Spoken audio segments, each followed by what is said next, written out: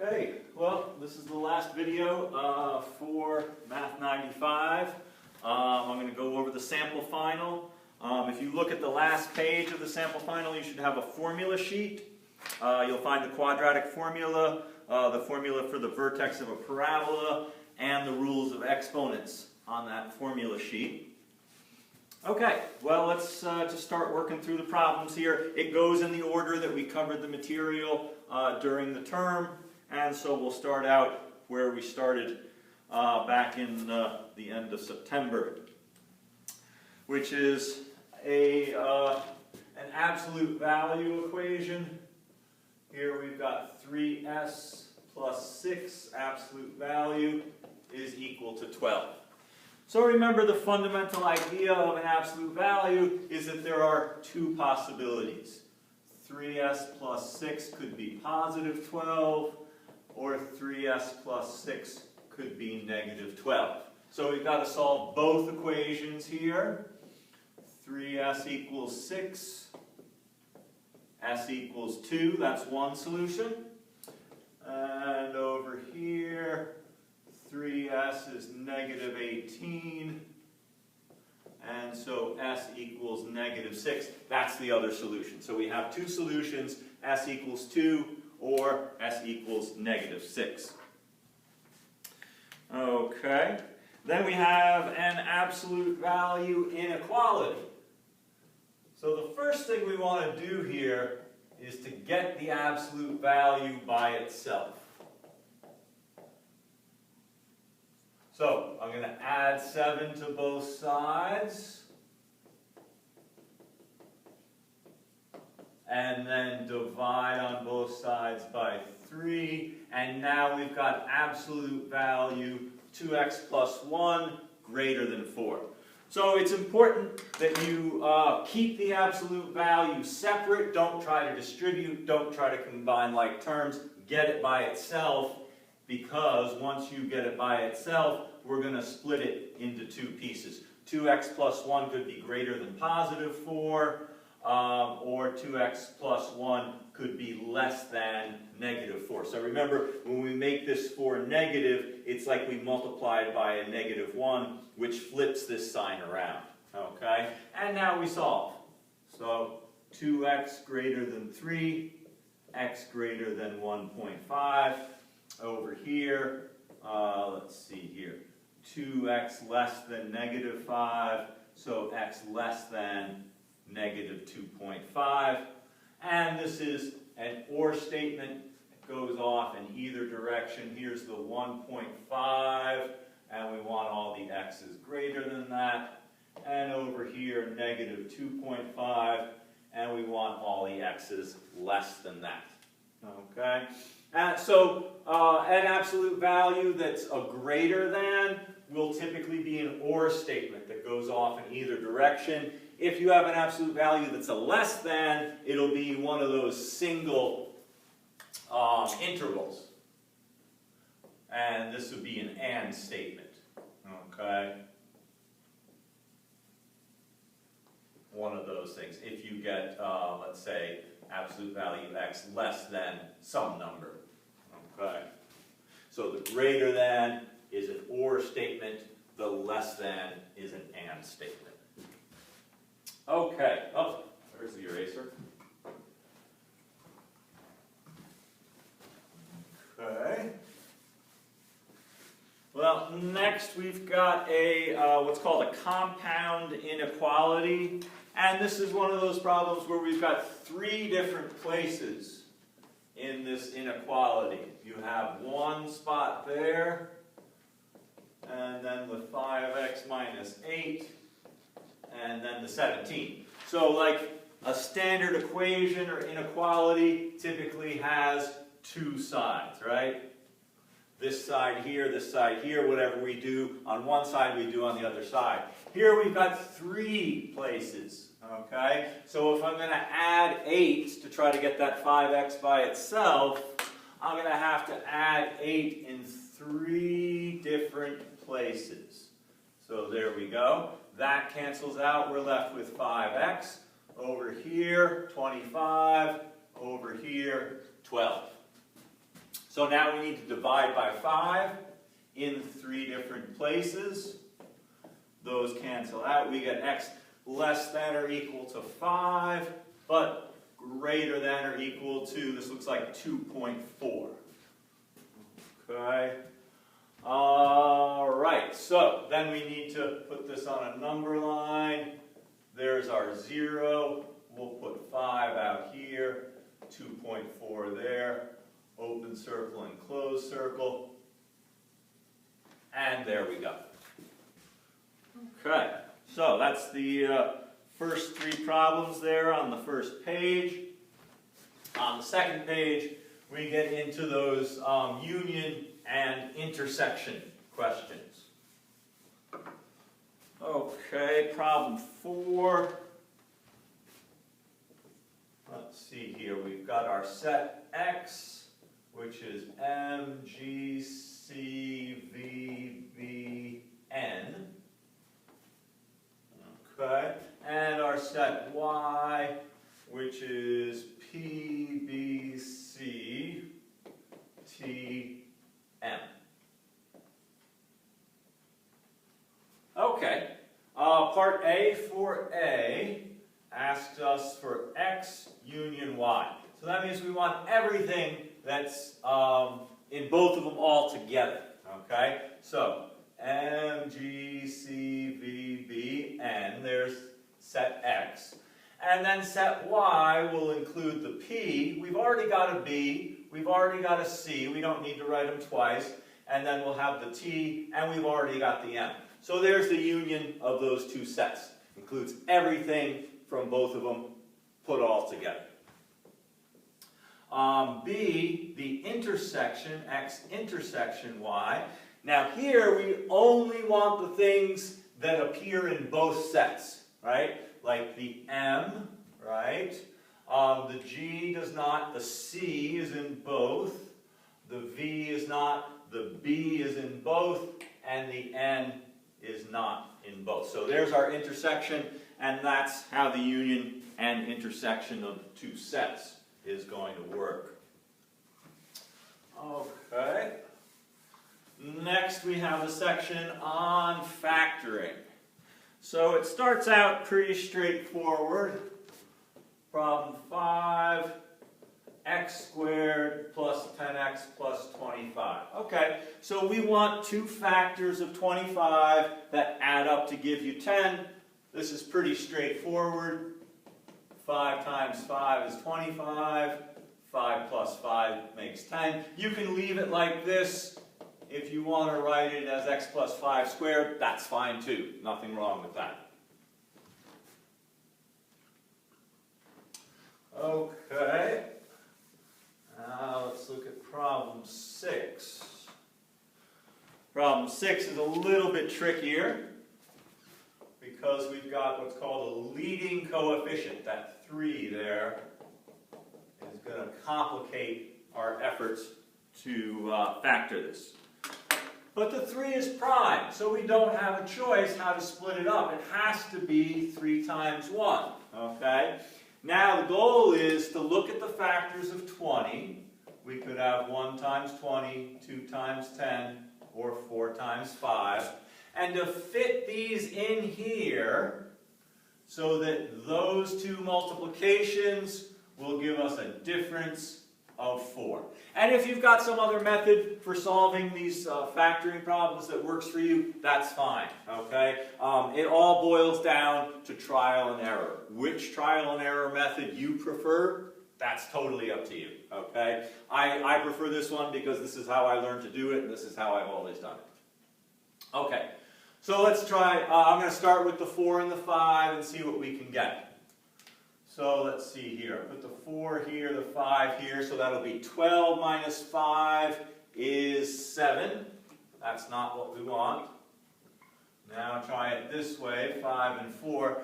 15 minus 4 is 11. Not what we want. Okay. So it's not 4 and 5. The 2 and the 10. So let's put the 2 here and the 10 here. That's going to be 6 and 10. So 10 minus 6 is 4. That's what we want. We want this to be a -4. So let's see, let me put these both in purple now that we've figured out what we want. Because 10 minus 6 is 4. The 4 is negative, so we need the 10 to be negative and the 6 to be positive, and then we're done. Okay, so that's problem 6. All right, problem 7, we've got some multiple factoring to take care of on this one. Okay, notice we've got a common factor of x and also a common factor of 2. So that'll leave us with x squared plus 14x plus 49. And this is x plus 7 times x plus 7. So 2x, x plus 7 times x plus 7. And there we go. Again, if you want to write that x plus 7 squared, that's fine.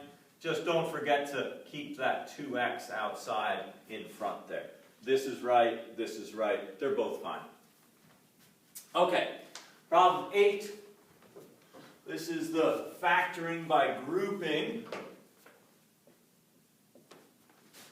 So, x cubed, 3x squared, minus 6x minus 18. And so here, the trick is we want to split this in 2 pieces. Here, factor out the x squared. That'll leave you with x plus 3. Here, we've got a common factor of -6. Be careful, when this is minus, you're going to be factoring out a negative, and that will change this sign. If it's a minus, it'll change to plus. If it's a plus here, it'll be a minus here. And you can double check it by multiplying back through. Minus 6x minus 18. Okay? And then the last step is to take that x plus 3, factor it out, and then that leaves you with x squared minus 6.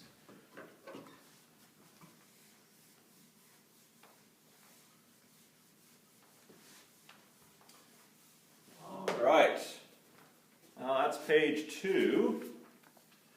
Now page 3, you've got the rules of exponents, right? So I already mentioned you've got the formula sheet with the rules of exponents on it. And so when we come to problem 9 here, let's see here. -6x squared y to the 7th times 3x over x squared y to the minus 4 raised to the -3rd power. Okay. Well, I'm just going to leave this one alone for right now because there's nothing to simplify here. This is just going to wait until this thing gets ready to go. Okay? So we're going to simplify what's happening here. Let's see. I'll move that y to the 4th up into the numerator. Make it y to the positive 4. Now this x will cancel out one of those x's. So we'll have 3y to the 4th over x to the -3rd power. And so then we'll flip it over. X over 3y to the 4th to the +3 power. Now let's raise everything to the 3rd power. X cubed over 27y to the 12th. Over here, -6x squared y to the 7th. And that's over 1.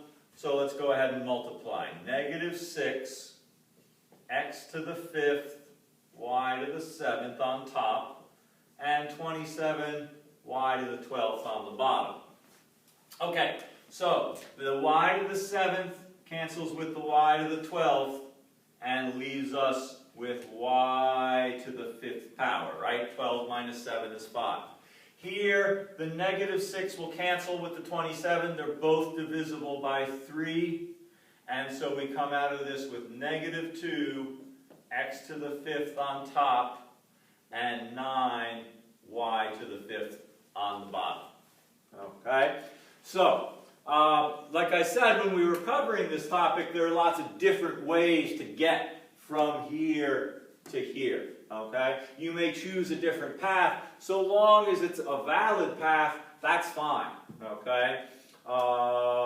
And it's important to remember, you've got the rules of exponents on your formula sheet. It's important to use the correct rules, okay? This y to the fourth gets moved to the numerator because of this negative exponent. This negative 6 stays where it is because the negative is not in the exponent. That's a very important thing to understand. What else? When we raise a power to a power, I multiply. 4 times 3 is 12. When I multiply x squared times x cubed, I added them to get x to the fifth. 2 plus 3 is 5. And that's all on your formula sheet, okay? So it's important to understand how those rules of exponents work and do the best you can on this kind of problem. Okay, next we have a simplifying a radical expression.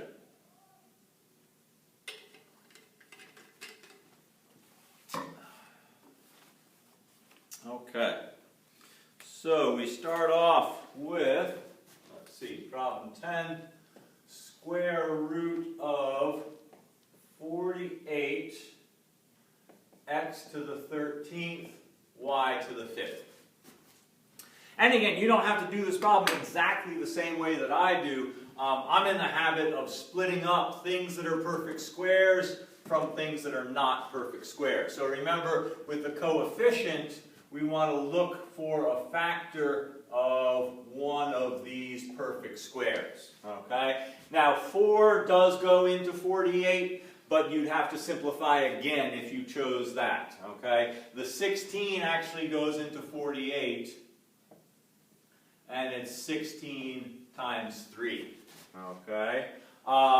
Any even power of these variables is a perfect square.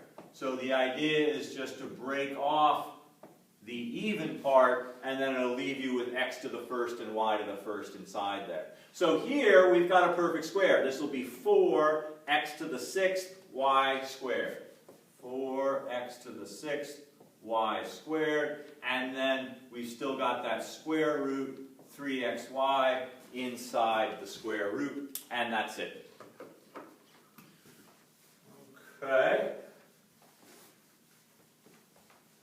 Let's see what we've got next here.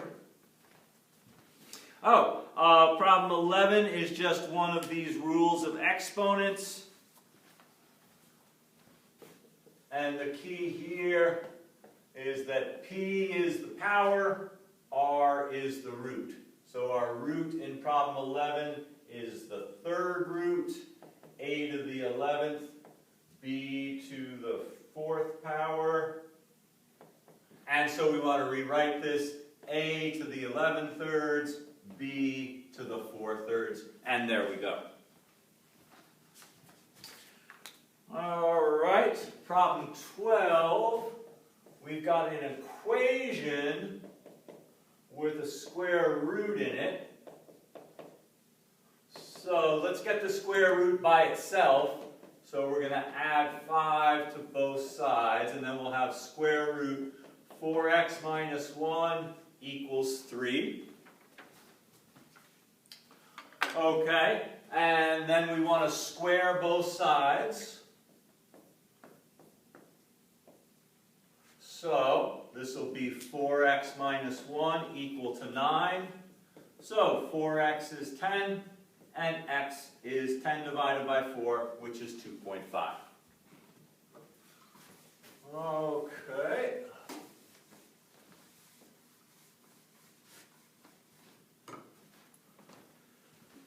All right, next we've got some quadratic equations. Problem 13. We've got some work to do before we put it into standard form.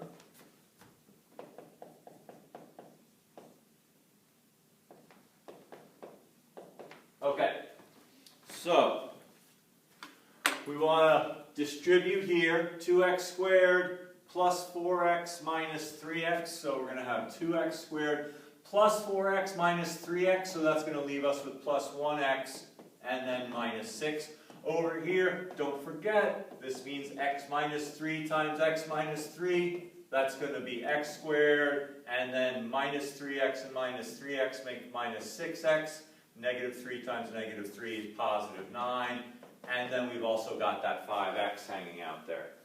All right, so this is 2x squared plus x minus 6 equals x squared minus x plus 9, right? The negative 6x and positive 5x make negative 1x. And then I'll subtract x squared, add x, and subtract 9. So subtract x squared, add x, subtract 9. Over here we get 0. Over here, x squared plus 2x minus 15. Now, you can use the quadratic formula if you want to. This is factorable. It's x plus 5 times x minus 3, which means that x would be negative 5, or x could be positive 3. Okay? Now, if you choose to use the quadratic formula, which is on your formula sheet, then we would have a equals 1, b equals 2, c is negative 15. So our solutions here would be negative 2, and then we'll get 2 squared, 4 times 1 times negative 15, and then 2 times 1. So let's see, this will be 4 plus 60 over 2, square root 64. So I don't know if you remember when we were doing this, I mentioned that if this is a perfect square under here, that means the equation was factorable to begin with. So at this point, we want to split this in two pieces. Negative 2 plus 8 over 2. That's 3.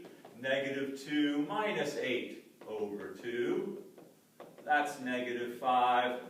And those are the same answers that we got by factoring. Either way, doesn't matter. You want to do it this way, that's fine, as long as you get the right answers. You want to do it this way, that's fine, as long as you have the right answers. Okay. So that's kind of a long problem. Like I said, you've got some work to do before it goes into standard form. And it's always, I think, important to show your work so that I can give you as much partial credit as possible if there's a mistake in there somewhere. If all you put down is the answers, if they're right, but if they're wrong, I have to take off all the points. Whereas if you just made one little mistake in here, I can give you almost all the points and just take off a little bit. So I encourage you to show your work when you're taking a test like this.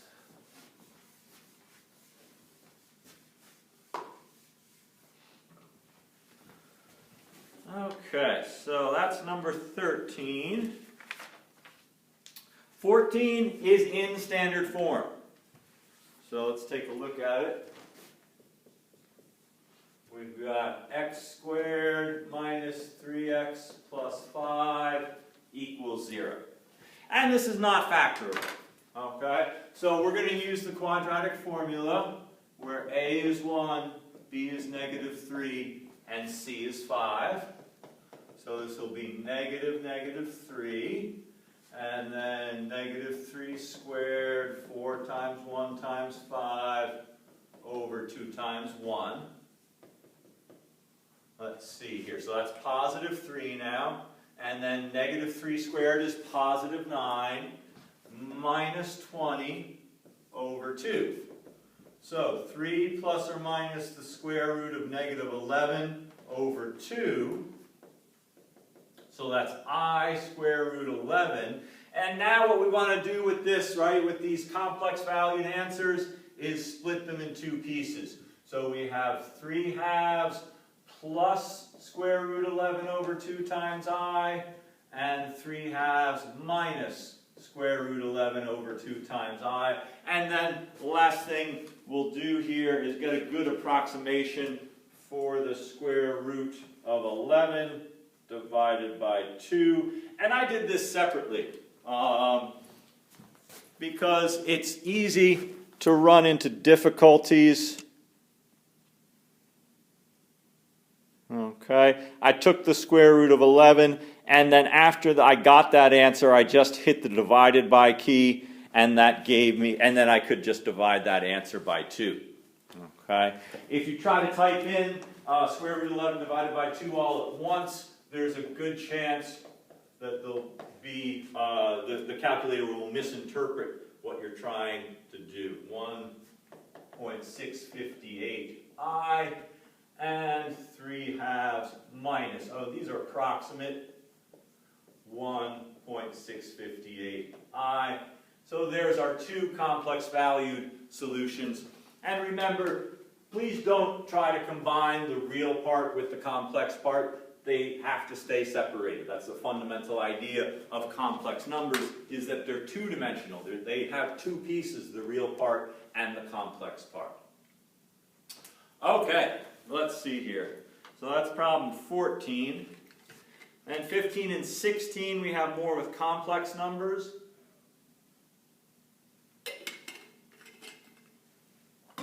So let's take a look at those.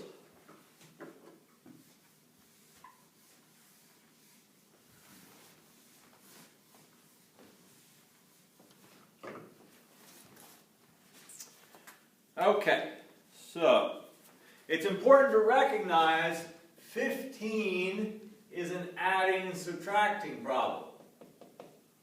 Plus 2 minus I, minus 3 plus 11. I'll come back to this in 1 minute. Problem 16 is a multiplication problem. There's nothing between the parentheses. That means multiply. Okay? So this one is multiply. This one is add and subtract. And so it's important to understand the difference between those operations. Okay? So this will be 8 plus 5i plus 2 minus I. Then this gets distributed into the parentheses. Minus 3 minus 11i. And let's see. 8 and 2 is 10. Minus 3 is 7. A positive 5i, negative 1i, negative 11i. That looks like it's going to be minus 7i. Okay? All right.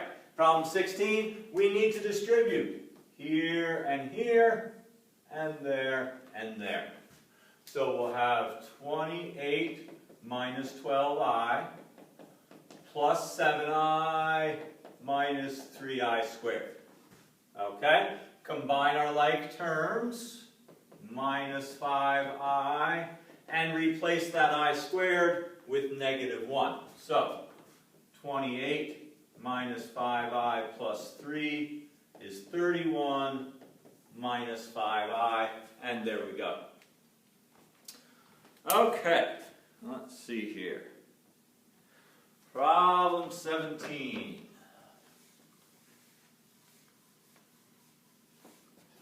So problem 17 is one of these applications of quadratics problems, and the fundamental idea here is that for something that is shot into the air, the highest point that it reaches will be the vertex of that graph of time versus height. Okay, so problem 17, let's see, our equation for the height is minus 4.9 t squared plus 24.5 t plus 6. Okay, so our vertex says that t is going to be negative b over 2a. And the vertex formula, that's usually called x, but here we're using t and h instead of x and y. All right, so b is 24.5, so negative 24.5 over 2 times negative 4.9. Okay, so negative 24.5 divided by negative 9.8. This is 2.5. Okay, so that's saying that the time where the, what is this? What are we working with? Where the rocket is at its highest point is 2.5 seconds. But the problem asks us, what is that maximum height? So to find out, we've got to plug in our 2.5 into the height equation and calculate this out. So let's see what we get. Negative 4.9 times 2.5 squared plus 24.5 times 2.5 plus 6. And so rounded to the nearest tenth, well, I'll just write it down, 36.625, rounded to the nearest tenth, 36.6. Okay, that's problem 17. And that vertex formula, minus b over 2a, that's on your formula sheet in case you forget it.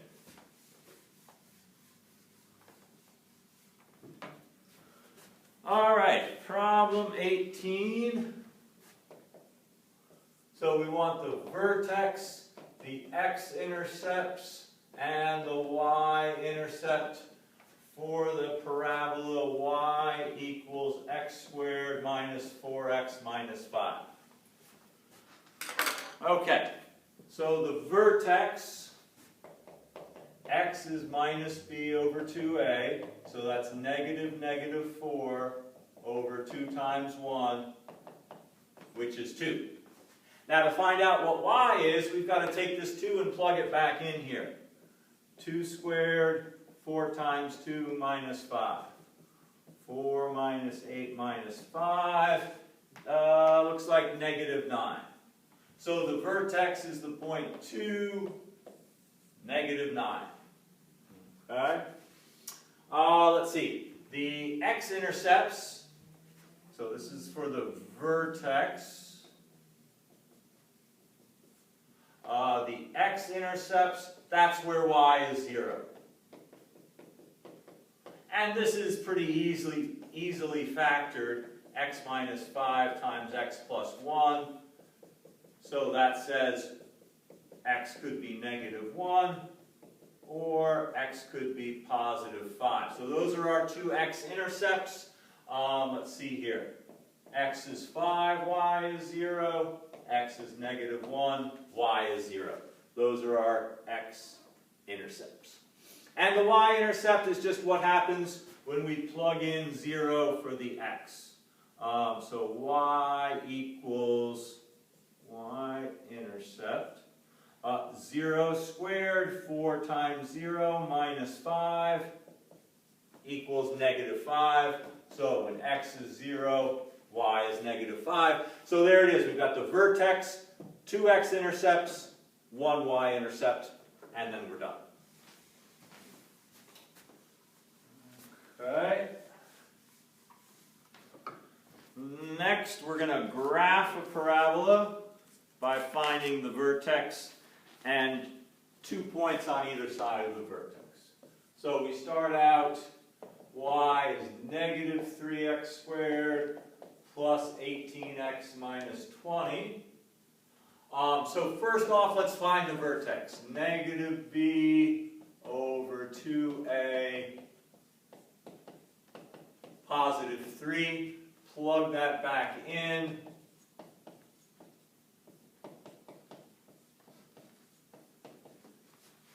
Okay. All right, let's see what we've got here. Technically, we should do it this way. Negative 3 times 9. 18 times 3 is 54. So this will be negative 27 plus 54 minus 20.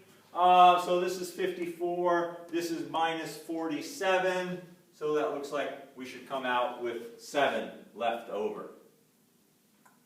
Yeah, okay. So our vertex then is the point where x is 3 and y is 7. And then we want 2 points on either side. And so we've got to do some calculating here.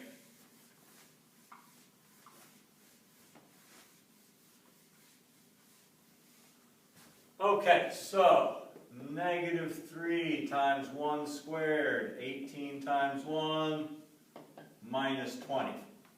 So that's negative 3 plus 18 minus 20, and that'll give us, what is that going to be? 18 minus 23, negative 5. Okay, great. Let's do the 2. 18 times 2 minus 20. So, negative 3 times 4 is negative 12, plus 36, minus 20. So let's see, this is 36 minus 32. That should be positive 4. We've already got the positive 7 here. Now these ones should match up because of the symmetry. Okay? Let's double check, make sure. So negative 3, 4 squared, 18 times 4 minus 20. So this is 16 times negative 3, negative 48. 18 times 4 is 72, minus 20. So this is negative 68. 72 minus 68 is 4. Excellent. Let's do the same thing here. So, negative 3 times 25, negative 75. 18 times 5, 90. Okay, so this is 70 minus 75, negative 5. Excellent. Okay, so there we go. We've got our points. Now the last thing we need to do is to draw our graph. So please make sure to put coordinate axes on the graph. Label your scale so I have some idea of what each tick mark represents. Okay, so 3, 7 is our vertex. And I didn't mention it before, but because of this negative 3, that parabola is going to be downward facing. So let's see here. 2, 4, and 4, 4. And then 1, negative 5, and 5, negative 5. And so there we go.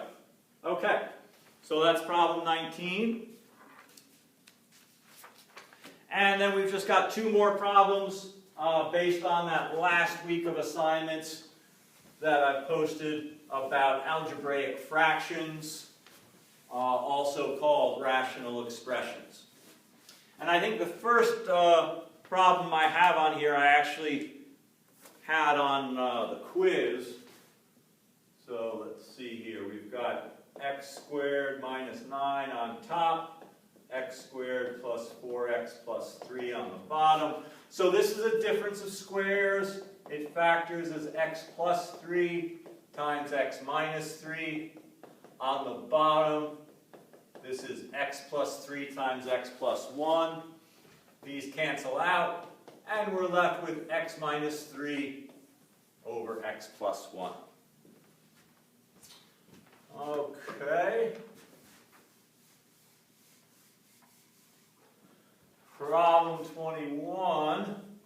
Here we want to subtract these 2 fractions. Okay, so this is a situation where these 2 denominators are both prime. So our common denominator is going to be x times x minus 8. So this one gets multiplied by x over x. This one gets multiplied by x minus 8 over x minus 8. So this will be x squared. This will be 3 times x minus 8. So let's see, x squared minus 3 times x minus 8. And again, don't try to cancel this right here because this minus sign prevents you from doing that. Here we'll get x squared minus 3x plus 24 on top, and x times x minus 8 on the bottom, and there we go. Okay, so that's it for the final exam. This will be very similar to what you'll see on your final. You'll have the same number of questions, the same types of questions, but just different questions. Okay? And don't forget, you can bring a 3x5 note card with you to the final exam. You'll also have that formula sheet on the test itself, so you don't need to bring these on your note card. As always, if you have any questions before it comes time for the final about anything that we've covered during the term, please let me know. Thanks very much.